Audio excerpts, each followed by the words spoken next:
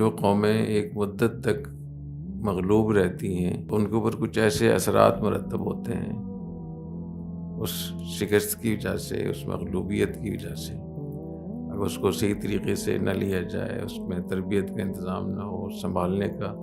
سلسلہ نہ ہو، وہ بھی قوم ہو یا ملک ہو یا برادری ہو، اس کے اندر ایسی چیزیں پیدا ہو جاتی ہیں جیسے ایک نفسیاتی مریض ہوتا ہے تو وہ کسی ایک چیز کو بہت اہمیت دے گا اور باقی سب چیزوں کو وہ غیر اہم بنا دے گا۔ تو جتنے بھی یہ وہمی ہوتے ہیں جن کو وسوسے کا مرض ہوتا ہے تو وہ ایک ہی چیز کے پیچھے پڑے رہتے ہیں، باقی ہر چیز، بڑی سی بڑی چیزوں کو نظر انداز کر دیتے ہیں۔ اس لیے اس کی کوشش کی گئی ہے ہمارے دین میں کہ جو مسلمانوں کا اجتماعی نظم ہے اس میں اس کو شکست نہ ہو۔ شکست سے بچنے کے لیے ریاست کو اور ریاست کی اجتماعی نظم کو بچانے کے لیے بڑی بڑی چیزوں پر صبر کیا گیا ہے۔ حجاج بن یوسف کتنا بڑا ظالم تھا، حضرت ابن عمر رضی اللہ تعالیٰ عنہ، حضرت ابو ہریرہ رضی اللہ تعالیٰ عنہ، حضرت انس رضی اللہ تعالیٰ عنہ، اتنے بڑے بڑے صحابہ کرام بھی تھے، پتہ تھا کہ ظالم ہے لیکن اس کے ظلم پر صبر کیا گیا، کیونکہ جب مسلح بغاوت ہوتی ہے، خروج ہوتا ہے تو ہر چیز بھی خراب ہوتی ہے۔ اگر کسی کو یہ بات سمجھ میں نہ آئے تو آج شام میں جا کر دیکھ لیں، لیبیا میں جا کر دیکھ لیں، عراق میں جا کے دیکھ لیں، چیچنیا میں جا کے دیکھ لیں، صومالیہ میں جا کے دیکھ لیں، یمن میں۔ ایسے ہی قوموں کو جب شکست ہو جاتی ہے اور وہ ایک مدت تک اس شکست کا بدلہ نہیں لیتے، اپنے لیے انتظام نہیں کرتے، تو ان کے اندر ایسے خصلتیں پیدا ہو جاتی ہیں کہ پھر کوئی بھی اگر آ جائے ان کو اٹھانے کے لیے، بچانے کے لیے، تو اکثر اس کو ناکامی ہوتی ہے۔ ایک تو لوگوں کے اندر وہمی اور شکی مزاج پیدا ہو جاتا ہے، ہر چیز میں وہم، ہر چیز میں شک، لیڈرشپ سے بدگمانی، جو اپنی قیادت ہوتی ہے اس پہ بدگمان رہنا، اس کی صحیح بات کو بھی، کوئی بھی اجتماعی نظم ہو جائے اس کے اندر شک پیدا کرنا، اس کو سازش سمجھنا، کوئی غیر معمولی اپنے ہی لوگوں نے کوئی کارنامہ انجام دیا ہو تو اس کو یہ کہنا کہ یہ تو کسی اور نے کیا، ہم تھوڑی کر سکتے ہیں۔ مایوسی یہ بھی اس کا حصہ ہوتی ہے۔ پروپیگنڈے سے متاثر ہونا، افواہیں پھیلانا، افواہیں پھیلانے کا ذریعہ بننا، سنی بات کو صحیح سمجھ لینا اور بڑی بڑی باتوں کو نظر انداز کر دینا، چھوٹی چھوٹی باتوں کو بہت اہمیت دینا،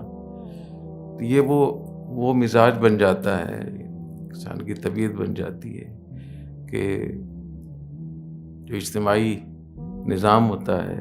قوموں کا وہ اس سے متاثر ہوتا ہے بہت زیادہ۔ اس لیے ہمیشہ اس کی کوشش ہونی چاہیے کہ مسلمانوں کے جو ممالک ہیں، جو ان کا اجتماعی نظم ہے، اس کو نقصان نہ پہنچے، اس کو بچانے کی کوشش کرنی چاہیے۔ یہ لیڈرشپ کی ذمہ لازم ہے۔ ایک عام ان پڑھ ڈرائیور جو گاڑی چلاتا ہے، روزی کماتا ہے، ٹیکسی چلاتا ہے، اس کو اتنی سمجھ ہوتی ہے کہ جو اس نے 400-500 روپے میں کچھ سواری اس نے بٹھائی ہے، اس کو کینٹ اسٹیشن پہنچانا ہے، ایئرپورٹ پہنچانا ہے، کسی اور جگہ پہنچانا ہے، تو اس کو معلوم ہے کہ کس راستے سے پہنچانا ہے۔ کرفیو لگا ہوا ہے، حالات خراب ہیں، سڑکیں بلاک ہیں، لیکن اس کو معلوم ہے کہ وہ گلیوں سے نکال کر گاڑی کو وہاں پہنچا دے گا، کیونکہ اس کو 500 روپے چاہیے، اس کو اپنا پیٹ پالنا ہے، بچوں کا پیٹ پالنا ہے۔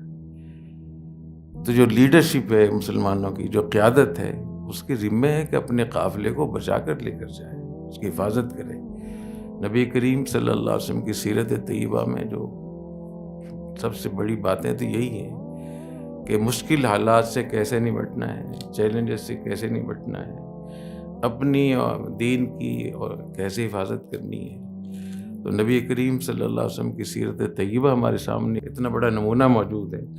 کہ اس کے ہوتے ہوئے ہمیں مایوس ہونا، پروپیگنڈوں کا شکار ہونا، یہ بہت ہی محرومی کی بات ہو۔ اس لیے حضرت مولانا ابوالکلام آزاد رحمۃ اللہ علیہ نے فرمایا کہ مسلمانوں کو اگر 1000 سال بھی مل جائے تب بھی اپنے قیادت سے بدگمانی نہیں چھوڑیں گے۔ جو ڈاکٹر آپ کا علاج کرنا چاہتا ہے، اگر آپ اسی کے خلاف ہو جائیں جو طاقت آپ کی حفاظت ہے آپ اسی کے خلاف ہو جائیں، جہاں سے آپ کو فائدہ پہنچ سکتا ہے آپ اسی کے خلاف ہو جائیں، جو آپ کو سپورٹ کر رہا ہے، جو مدد کر رہا ہے، جو آپ کو سکھانا چاہتا ہے، اسی کو اپنا دشمن سمجھ لیں۔ تو دوست کو دشمن سمجھنا اور دشمن کو دوست سمجھنا تو بڑی محرومی کی بات ہے بہت۔ اس لیے ہمیشہ کوشش کیا کریں کہ جو اجتماعی کام ہے، جو اجتماعیت ہے، ریاست کی اجتماعیت، اس کو باقی رکھنے کے لیے اپنی ذمہ داری بھی ادا کرنی چاہیے، اور اگر ذمہ داری ادا کرنے سے کوئی مسئلہ ہے تو نقصان نہ پہنچائیں۔ یہ بھی بڑا کام ہے، نقصان نہ پہنچانا۔ کہتے ہیں عالم کی نیند بھی عبادت ہے اور ظالم کی نیند بھی، دونوں کی نیند عبادت ہے۔ عالم کی نیند تو اس لیے عبادت ہے کہ وہ نیند کرے گا، آرام کرے گا، دوبارہ سے تازہ ہو کر، تازہ دم ہو کر زیادہ خدمت کرے گا۔ اور ظالم کی نیند بھی عبادت ہے، کیونکہ جب تک وہ سوتا رہے گا ظلم سے بچا رہے گا، خود بھی گناہ سے بچا رہے گا اور اس کے ظلم سے لوگ بھی بچے رہیں گے۔ تو اللہ تعالیٰ میں توفیق عطا فرمائے۔ سبحانک اللہم و بحمدک، اشہد ان لا الہ الا